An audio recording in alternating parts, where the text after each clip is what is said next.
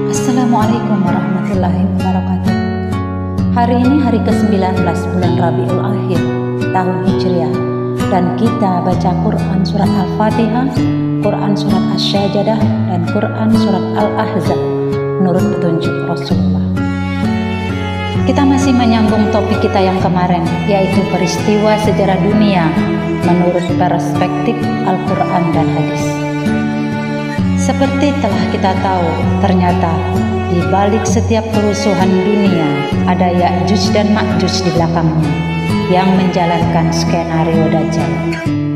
Lalu siapakah Ya'juj dan Ma'juj modern itu? Apakah mereka makhluk yang menyeramkan seperti yang terdapat dalam dongeng-dongeng Disneyland?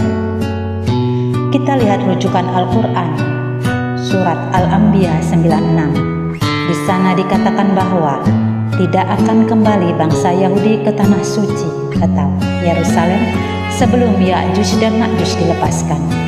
Dan lihat peristiwa di tahun 1974, isi perjanjian Balfour yang dikeluarkan oleh pemerintah Inggris, yang saat itu Inggris adalah negara adidaya dunia.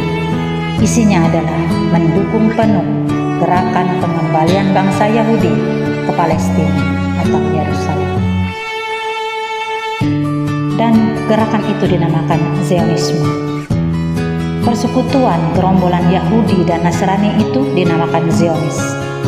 Karena itulah dalam Quran surat Al-Maidah 51, umat Islam yang beriman dilarang bersekutu dengan mereka, dan jika kita melakukannya termasuk golongannya, batal keimanan kita. Na'udzubillah min dzalik. Dan ternyata di balik peristiwa Ukraina dan Rusia pun ada campur tangan Ya'juj dan Ma'juj di belakangnya. Walaupun secara tidak terang-terangan dilakukan.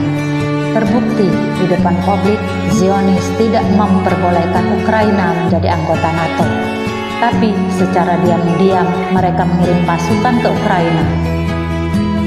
Dan hampir seluruh negara anggota NATO memberikan sanksi ekonomi kepada Rusia. Begitu juga peristiwa perang Suriah dan Venezuela, juga Yaman.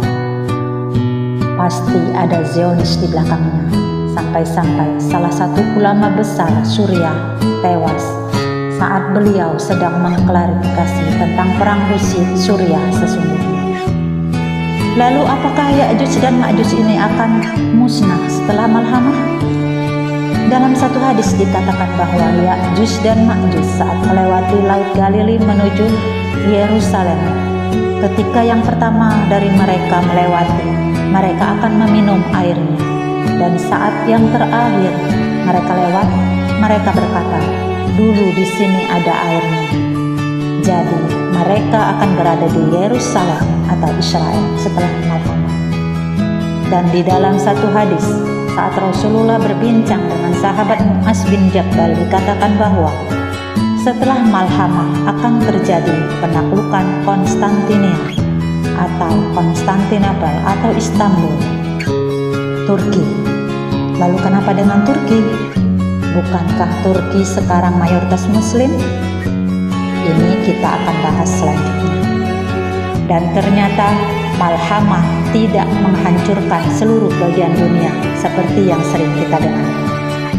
Dan kita umat muslim punya informasi yang akurat, yaitu Quran dan hadis, yang lebih dari sekedar informasi yang disampaikan para ilmuwan. Wallahu a'lam bishawab.